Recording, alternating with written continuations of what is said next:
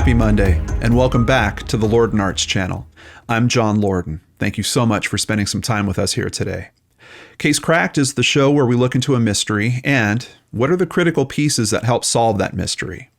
Today's episode is called Where is Baby Holly? It was early 1981 when a German Shepherd in Houston, Texas, brought home a trophy to its owner, a trophy that most people would consider terrifying. It was a decomposing human arm. After the police were called, the dog was able to lead officers to a wooded spot 11 miles east of downtown near Wallaceville Road. Using inmates from the local prison, investigators conducted searches of every inch of land. They eventually found the body of a young man. He had been bound and gagged. His cause of death was the result of a severe beating, but that wasn't all. Soon after, the body of a young woman was also found. She too had been bound and gagged, but she had died from strangulation. The only additional clues found near the bodies were a pair of green gym shorts and a bloody towel. No visual identification could be made, so a local artist was hired to create sketches based on pictures of the bodies. The sketches were circulated, but investigators didn't get any closer to finding the identity of the couple or who had killed them. The case would eventually grow cold. Even though the case file was taken out and reviewed periodically, no leads ever developed. The bodies were exhumed in 2011 and DNA was collected to see if the two were related. It was found that they weren't. Years later, we entered the golden age of true crime content, and podcasts began to help move cases like this one forward. In 2021, the media company behind the hit podcast, Crime Junkie, funded genetic genealogy searches to try to determine the couple's identities. The Harris County Institute of Forensic Sciences, along with Identifinders International, got to work, and within 2 weeks, they had a hit. The male was found to be 21-year-old Harold Dean Klaus. Relatives of Dean's in Kentucky were contacted. They were asked by investigators if any member of their family had disappeared. Their answer was yes. Dean had disappeared in 1980 with his wife, 17-year-old Tina Lynn. The female remains were soon confirmed to be those of Tina. When Dean's mother, Donna Casasanta, was contacted in Florida, she was stunned and heartbroken to hear about her son and daughter-in-law. Luckily, she was able to fill in some blanks for the investigators. Dean was known to be a free spirit. He loved to travel and would sometimes disappear for a week at a time. He was also known to pick up hitchhikers. In the mid-70s, he ran away from home and joined a cult. Not long after, his parents got a call saying he wanted to return home. His airfare was paid and he returned to Florida. By 1979, he started to work as a carpenter for a construction company. That was when he met Tina. After a whirlwind courtship, the two were married in a courthouse wedding. Within their first year of marriage, they were blessed with a daughter, Holly. In 1980, Dean learned that if he moved to Texas to work for the same company, he would receive better pay. He told his parents that Texas was where he wanted to move to, and after borrowing their car, he, Tina, and Holly traveled to and settled in Louisville, a suburb of Dallas. For a time, Dean's parents received letters from the couple, but by October of that year, the letters stopped. Nothing else was heard from Dean and Tina until either December of 1980 or January of 1981. A woman who identified herself as Sister Susan called Dean's parents and said she had their 1978 Burgundy AMC Concorde and wished to return it. For a price, she would meet them at a racetrack in Daytona, Florida. Sister Susan then stated that Tina and Dean had joined their religious group. They would no longer have any contact with their families and had given up their worldly possessions. The meeting went off as planned. When the family arrived at the racetrack, they found a group of 3 women who were all wearing white robes. They offered no more details about the Klaus family. However, before they were able to leave the track, investigators took the women into custody to ask more questions about Dean, Tina, and Holly. The report of this part of the investigation has seemingly disappeared. The thought of the newlywed couple and their child being mixed up with a cult frightened the family. They started to search for their missing loved ones on their own. They made inquiries with the Social Security Administration and the Salvation Army. They also kept the couple on missing persons lists. Slowly, they began to accept the fact that Dean and Tina had indeed joined a cult and wanted no more contact with them. Of course, they weren't aware that the remains of Dean and Tina had been found but weren't identified yet. When they did figure that out, they had one very important question. Where was baby Holly?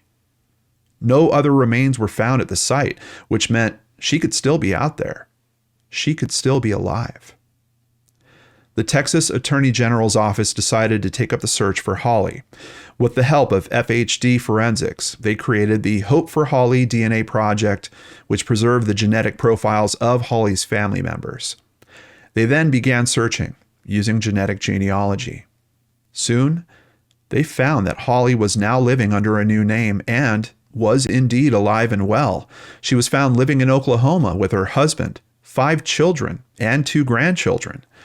When investigators with the Texas Attorney General's office went to her place of work on June 7, 2022, and told her the news, Holly was shocked. Within hours, she was on a Zoom call with her family in Florida. When Misty Gillis, one of the genealogists who worked this case, saw a picture of Holly, she began to cry. The resemblance to her mother was uncanny. Allison Peacock, the other genealogist on this case, said, quote, "It was extremely surreal to see her, to see what she looks like, to see her mother reflected in her face." Luckily, Holly was able to fill in even more of the blanks investigators had in both her and her parents' disappearance. 8 months after her parents were murdered, Holly was dropped off at a church in Arizona by 2 women. Both wore white robes and were barefoot. They indicated that their nomadic group separated the sexes, practiced vegetarian habits, and refused to wear anything made from leather. Holly was adopted soon after. Cult experts now believe that this nomadic religious group was in fact the cult Christ Family. Renowned cult expert Rick Allen Ross says there's no other group that would fit the evidence given. Quote, "The fact that this is a wandering nomadic group, they would go state from state to state, and the group would typically make demands. They would say, 'We don't want your child. You should send your child away.' Children were not treated well in the group. They were treated as excess baggage." The Washington Post wrote about this cult, stating, "Their precepts forbid sex, materialism, and the killing of animals for their meat or their skins. They smoke marijuana, which they say is a God-given herb, and they believe we're the true Christians. We live the life of Christ. They refuse to work, sleep in parks, and search garbage cans outside of restaurants for food. They referred to the trash cans as salad bowls. They're known to winter in Florida, California, and Arizona." At the time, police considered them to be strange but harmless. In the 1980s, Christ Family was run by Charles Franklin McHugh. McHugh calls himself Jesus Christ Lightning Amen and claimed he was Jesus reincarnated. In 1985, 10 members of the group were sentenced to prison when it was found that they had grown $900,000 in marijuana on one of their farms. Lightning Amen was charged with drug and firearms charges in 1987. In 2003, he was arrested and charged with child abuse, only to receive community service. He died in 2010. Noting that Holly got reconnected with her family on June 7th, her grandmother, Donna Casasanta, would say, "Finding Holly is a birthday present from heaven, since we found her on Junior's birthday." Sherry Lynn Green, Holly's aunt, said, "After finally being able to reunite with Holly, I dreamed about her and my sister, Tina, last night. In my dream, Tina was laying on the floor, rolling around and laughing and playing with Holly, like I saw them do many times before when they lived with me prior to moving to Texas. I believe Tina's finally resting in peace, knowing Holly is reuniting with her family." Now, investigators are working to solve her parents' murder. The family who adopted Holly are not considered suspects. Anyone with information on the killings of Tina and Dean is asked to contact Sergeant Rachel Kading at the Texas Attorney General's Cold Case and Missing Persons Unit at coldcaseunit@oag.texas.gov, or you can call 512-936-0742. As for the question of where is baby Holly, this is a case cracked. I would like to thank CBSNews.com, HoustonChronicle.com, NPR.org, People.com, KIRO7.com, Wikipedia, KHOU.com, DailyMail.com, APNews.com, and The Washington Post. Of course, the biggest thank you goes to Christy Arnhart for researching and writing up today's case. And after a few weeks of being away, she's back here to discuss it with us now. Welcome back, Christy. Thank you. Good. Nice to see you here. It's good to be back. Yeah. So we did have a little mention in there of identifinders, someone that we've spoken about on the channel before and has been kind enough to even answer questions when I shoot them her way, is Dr. Colleen Fitzpatrick. And she is, I just have to call her out. She is a great resource, not only in terms of helping to develop the science and art of forensic genetic genealogy, but also in terms of educating people on it. And she's just a really good friend to the true crime community. So I just want to call out, whenever we have identifiers come up, her amazing work. It's not very common that you could reach out to an expert like that. And I'm telling you, if I send her an email right now, like I'll have a response by tomorrow. Oh yeah, she's incredible. Yeah, she really is. Yeah, I mean, if it's about spreading awareness, education, like she's the first to step up. So, and of course, no surprise to see her mentioned in a case like this too. Oh yeah. Now, in the case notes, I saw that you were a little upset that there wasn't quite a story for Tina. You want to tell us a little about that? Just how you felt about that, trying to pull this together? Well, I know that she was young. So there's not a lot of information there unless you just talk directly to the family. Yeah. I really like to include as much of the victim's life as I can. It really bothered me not to have enough to say about Tina. But, it kind of hit, it hit a weird cross section because of not only her age, but also the age of the case. Yeah. Like there's just not a lot of, I mean, it's not like nowadays where we can go look up her Facebook profile. We could see that she liked this or she liked that. But I thought that having her sister speak about her near the end, and especially with that type of memory. Yeah. I mean, if that doesn't connect with your heart, then I don't know what will. So I think we got just in that little image there, we got a very nice view of a caring mother. And it actually kind of heightens the tragedy a little bit, just like what happened to these people? How did this go this way? But there was an interesting side effect, or actually probably better called secondary mission, of the Hope for Holly project. Can you tell us about that? Yes, this was something I found that I really enjoyed. Allison Peacock and FHD Forensics didn't just establish the Hope for Holly DNA project to find Holly. They also established it to assist other women who believed they might be Holly find out who they really are. Now that's, isn't that neat? Yeah, I mean, it's something that you wouldn't even consider when you're hearing a case like this necessarily. It would just be kind of like, oh, okay, they're putting it together to find her. But what about everyone else out there that was potentially thinking, oh, that might be me? All of a sudden, this case gets resolved. Okay, we found Holly. You're not her. Goodbye. End of day. Like, no. They're actually helping them run down their stuff too. That's really, really cool. The forethought and the empathy in that, it warms my heart a lot. Yeah. Just another great sign of the type of people that are really taking on this work, and, why we should be supporting efforts like this and organizations like this. That was really cool.